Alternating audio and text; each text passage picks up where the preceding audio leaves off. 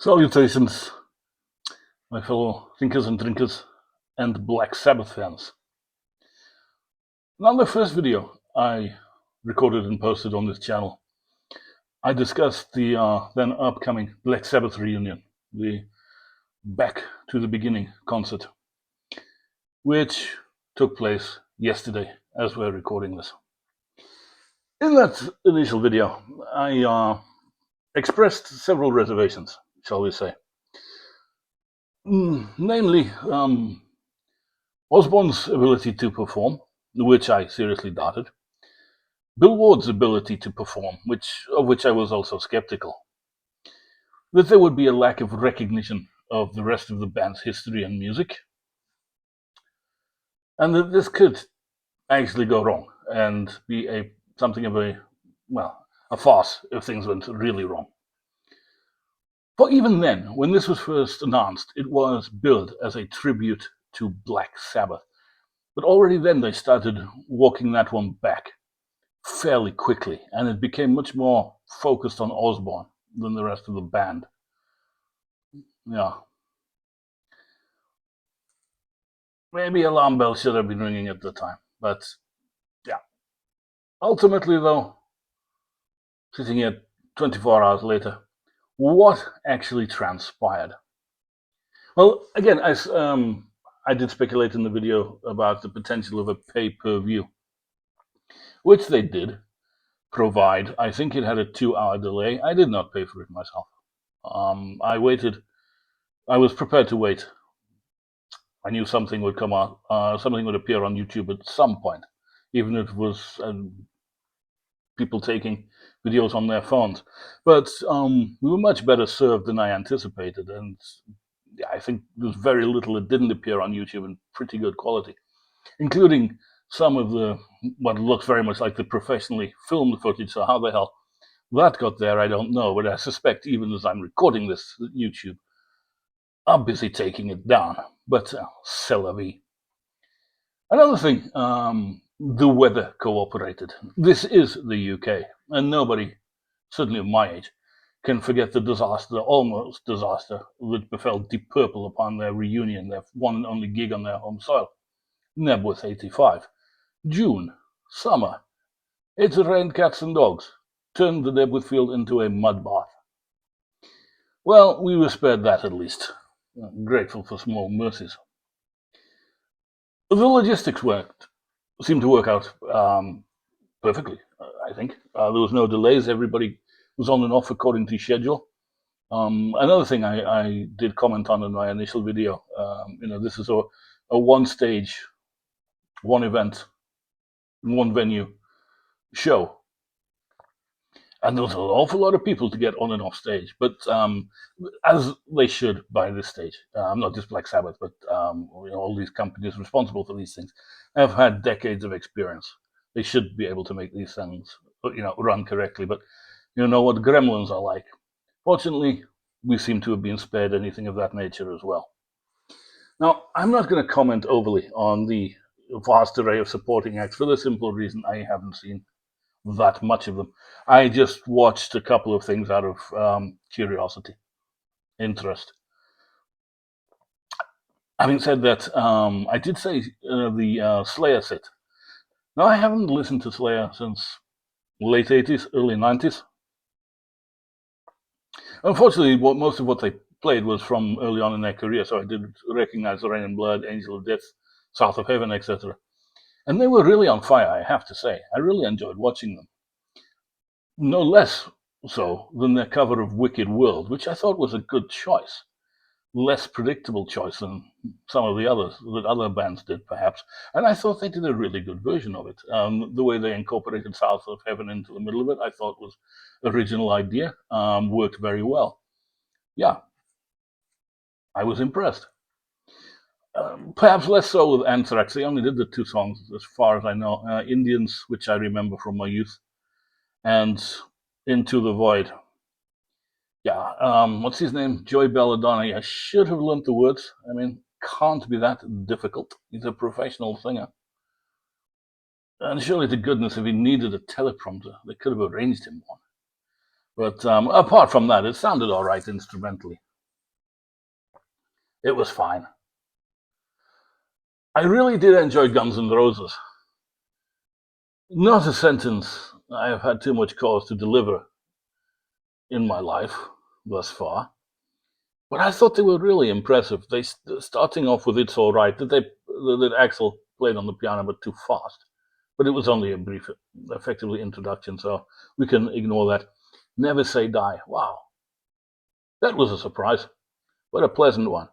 And they did it justice. It's got that punkish energy to it, the song, and they were able to infuse it, their version, with that. Sounded great. "Junior's Eyes." Now this was a surprise, and I have to say, hats off, guys, for digging a little deeper. Obviously, they couldn't do whatever songs that I won't spoil the surprise, but you already know it, don't you? The songs that Black Sabbath themselves had decided they were going to do, so they were off the table for the rest of the band. So whether the rest of the acts drew lots or they just agreed amongst themselves which songs they would cover, I don't know. But I can't imagine there was too much. There were too many other bands queuing up to cover "It's All Right," "Never Say Die," and "Junior's Eyes." And you know what? They really did good versions of them. Makes you, especially, we've heard "Never Say Die" live. Really made me regret that Sabbath never played it live, apart from that one television appearance with Dave Walker. But I'm discounting that because it's my video and I can. They also did "Sabbath Bloody Sabbath," and it was another fine rendition. I hear there's been some complaints about Axel's voice, but to me, he never had a particularly great voice. And he seemed, as far as I was concerned, to perform admirably. "Sabbath Bloody Sabbath" is not an easy song to sing, and he did not disgrace himself. I don't know.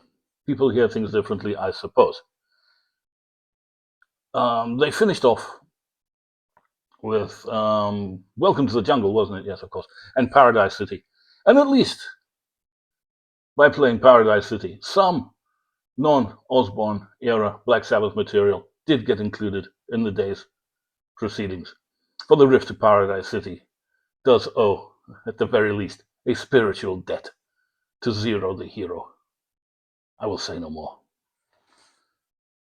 It was nice to see J.K. Lee, given the bad blood between him and Mrs. Osbourne. But okay, hatchet's been buried, fair enough. Probably he was the bigger man, and given the nature of the occasion, said, "No, fine, I'll participate." I heard in an interview a couple of days ago that he was not going to play "Bark at the Moon," which everybody would have expected him to play. The reason given, I think, was arthritis. Unfortunate, but if that's the case, that's the case. He's not the first performer on this, although will be the last performer on the stage today who was encumbered due to ill health. Having said that, the choice of "The Ultimate Sin" and "Shot in the Dark," although the latter perhaps more predictable, were slightly less than inspired. I mean, the song "The Ultimate Sin" was never, not even on that record. There was much stronger material on that record. "Killer of Giants" would have been better, for example. What else? "Secret Loser," even. At least it had some energy to it. A strange choice. But I have to say, Lizzie Hale did a really good job singing it, I thought, at least. Haven't heard any other negative comments, but you never know. I was impressed. I thought she did well. She then left the stage and they continued to play on to play "Shot in the Dark." I don't know who sang that, but he didn't do very well. And to be honest with you, the whole thing fell a bit flat. It was sad. I think Jake deserved better. He could have, I don't know, picked better songs, I have to say. If he was incapable of playing "Bark at the Moon," they could have done "Rock and Roll Rebel," maybe, something like that. Or if he really had to play a slow song, they could have done "So Tired." I'm just saying. All right, Metallica will effectively they closed the show, didn't they? In terms of support acts, fair enough, I suppose. They're the biggest name. Again, kudos, Johnny Blade, which makes this is the most live representation "Never Say Dies" ever had, I think. But I have no problem with that. They did a pretty good version of it, actually. All right, they metallicized it. Much the way they did Thin Lizzy's, well, it wasn't Thin Lizzy's, but Whiskey in the Jar. It was recognizable, but yeah, yeah. It was, yeah, heavy and Metallica-esque. Although I enjoyed it, and again, I think just the pleasant surprise of hearing it, I think, overcame any technical or misgivings I may have had. However, I can't be quite so kind on "Hole in the Sky." It was sounded leaden to me. That's that's one of the. If anybody ever asks you, or you say to anybody, Black Sabbath had swing. Bill Ward, when he played drums, swung. Play them "Hole in the Sky" if you can't explain it. But no, unfortunately, this was too leaden, in my opinion. Others may see that differently. Okay, we move on to Ozzy's set. Now, I was surprised he turned up. I was surprised he got on stage. Seeing him sitting in his admittedly very impressive throne, yeah, it looked the part from the set of an old Hammer horror film, which was exactly what was required. It was, yeah, initially it was, I won't say distressing because that's an exaggeration, but something along those lines to see him so incapacitated, which which quickly morphs into a sense of admiration for him for giving it a go. And if he can't walk, he can't walk. There's nothing you can do about it, and nobody can criticize you for it if you're infirm or ill. He knew that going in. They decided to do the best they could in the circumstances, and that's fine. We have to take it or leave it. It's up to us. But you can't criticize him for sitting in his throne once they decided to do the gig. He did appear to be singing live, however, for the simple reason his voice wavered and cracked on a couple of occasions. Yeah, very hard to do that deliberately, I think. If they were using any effects to enhance his voice, I have no idea. But he did very much appear to be singing live. And even if they were, I think, given the nature of the event, and who the hell cares, really? I, um, I think it would be very churlish, even if it was proven that they had enhanced his voice somehow. Okay. I think, as I said, given the nature of the event, and that's really not something one would have to get too excited about. Okay, fairly predictable songs up until the end, all from Blizzard. Yeah, the band he had played well. He sang as well as he could. I thought he did all right, actually. I was perhaps in my more pessimistic states of mind expecting him to be worse. But no, I think he did well.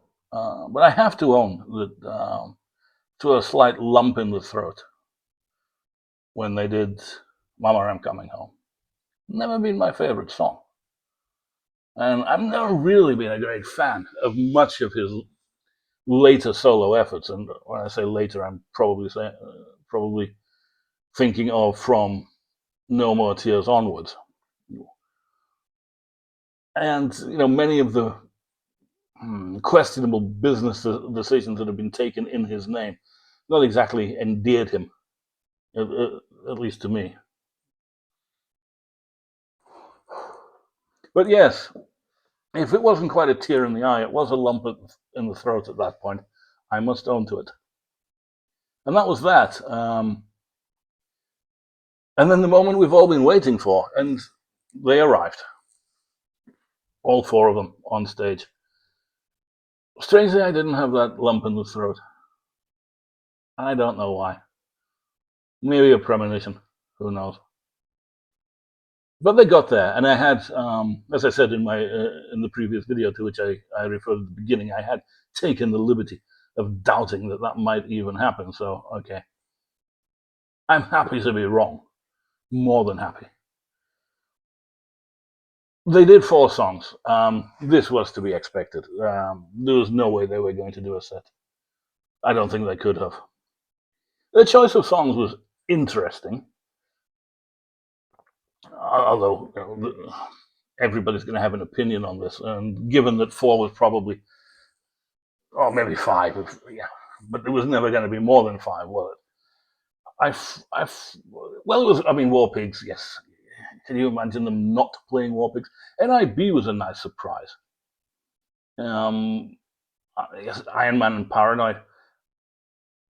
I must be honest. I'm slightly surprised they didn't close with Black Sabbath, which would have made logical and artistic, even poetic sense. But they didn't. Who knows why? I don't think there was anything on there that they couldn't have done, given that they'd got through the 4 songs. Although we'll get to that. I think Ozzy's voice would have been up for one more. Given the fact that he was, stuck on his throne, he just had to concentrate on the singing. I think he had it in him, but they didn't. Surprising, perhaps a touch disappointing. All right, the performance on the whole, I have to say, was not great. Was it nerves? It's possible, even with their experience. Given the nature of the event, it is possible. We're all human. It is possible that the emotion of it got to them in some way. It is possible. It is also possible that they are just chronically under rehearsed. I don't know. I would hope not. You'll accept. You would far more willingly accept the fact that if they said, "Look, it just got to us. I'm sorry." As I said, we're all human. I don't think anybody would have too much of a problem with that. But if it transpires that they were just under rehearsed, well, really. Okay, Bill, the other one. Not only I, but I think everybody had doubts about his ability to perform. Well, he performed. He was playing much reduced, pared down drum bits. The fills were not there as they were back in the day. Again, for whatever reason. Nerves, lack of energy, I don't know. Maybe it just felt more comfortable doing it that way. But he did follow it up, didn't he, towards the end of War Pigs? And it confused everybody else. Well, it confused Naomi, and they came very close to losing the plot, but they just recovered it. And from that point, you saw Naomi giving him a couple of, I wouldn't say angry looks, but it was is it nerves? Is it lack of rehearsal? I think he also missed a beat quite literally in Paranoid, didn't he? You would have thought he could have played that in his sleep. But, yeah, unfortunately, it is what it is. In fact, only Giza seemed to be on top of his game. He played superbly throughout. And he didn't seem, when things threatened perhaps to break down in War Pigs, he didn't miss it. He kept going. He knew where he should be going. It was something between Naomi and Ward that went awry. They weren't in sync. They weren't locked in. And yeah, I think that was also true. Although I've only heard it once. Again, until the DVD comes out, these these YouTube videos are disappearing as fast as they're arriving. And once is perhaps not sufficient to give a proper analysis, but certainly the impression I got, they weren't in sync. And because of that, it was a very tentative sounding performance. And I think they knew that. But they were very subdued at the end of Paranoid. One would have expected them to surge, for the 3 of them to come forward.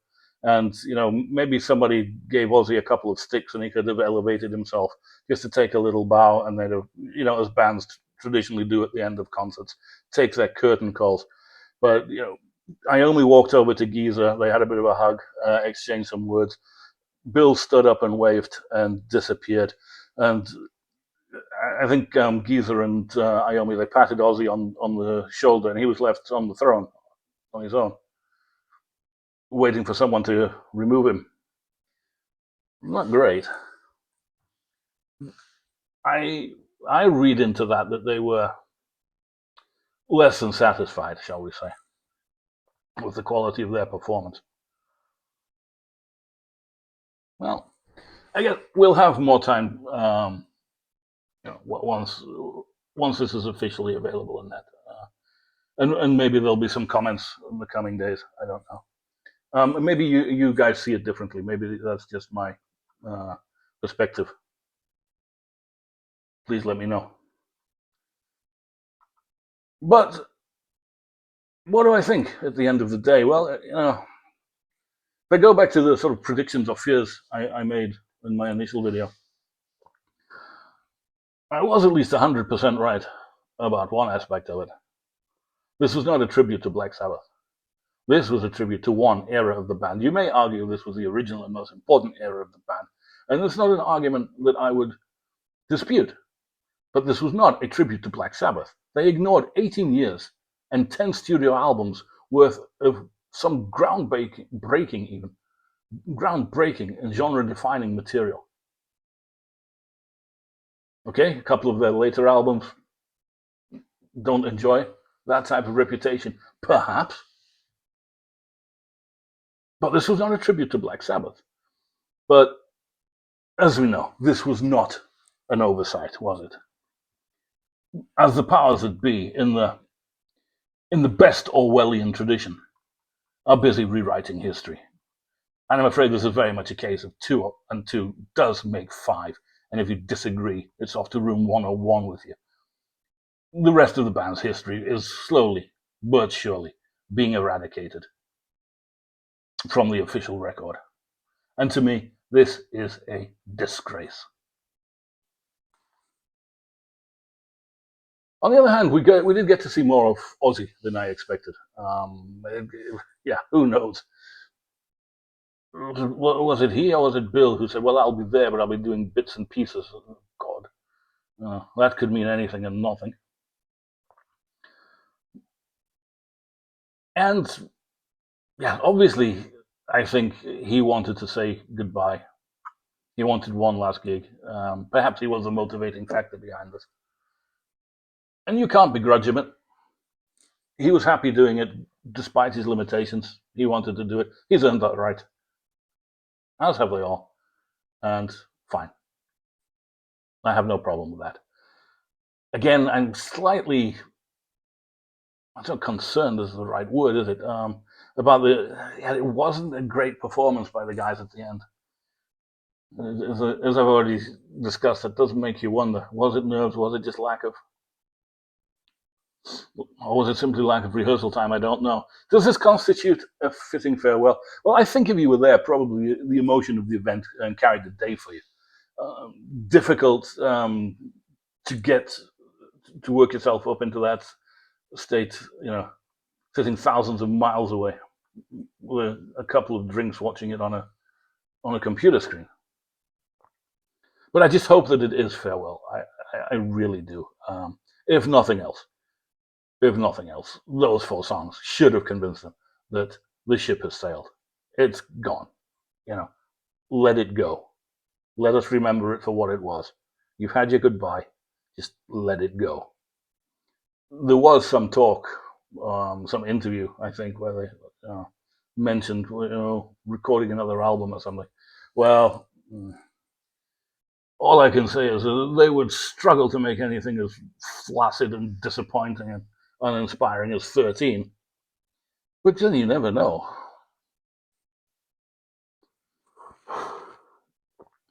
I don't think so. But again, it's entirely up to them, isn't it? But as far as live performance is concerned, I think it's clear to everybody, no matter whether you're more positive about this than I, or perhaps even more negative than I think it should be clear to everybody involved that they just don't cut it on stage anymore, and it's sad, but it's it happens to all of us. But you really just have to let it go now, guys. So we'll see what's next. As I said, there were some rumors, or maybe they were just trying to drum up press about the potential or the possibility of recording a new album. So we'll see if anything happens. There will be a DVD out, I'm sure. We'll see what it is, whether it includes everything or not. I don't know. It was a long day. So there'll be a couple of DVDs, I suspect.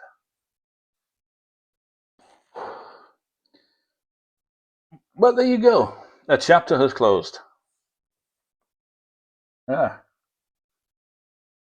Yeah. Strange to think, really. I mean, I've said before, I don't already, said my goodbyes, as it were. And from my point of view, this was a totally unnecessary, purely from my personal point of view, a totally unnecessary exercise. But they decided to do it, and fine. But yeah, it's over. But we'll still be playing. I mean, you saw the crowd there. It wasn't just the people over 50 or stuff like that. Their music will continue. They will not be forgotten. And yeah, I just really hope they just let it go. Anyway, we'll see. Please let me know what you think. If you agree or disagree, feel free to comment. Feel free to like, to subscribe even, or to share. And on that note, I thank you as always for your indulgence. I wish you well. And until next time, Maçhonquèrre.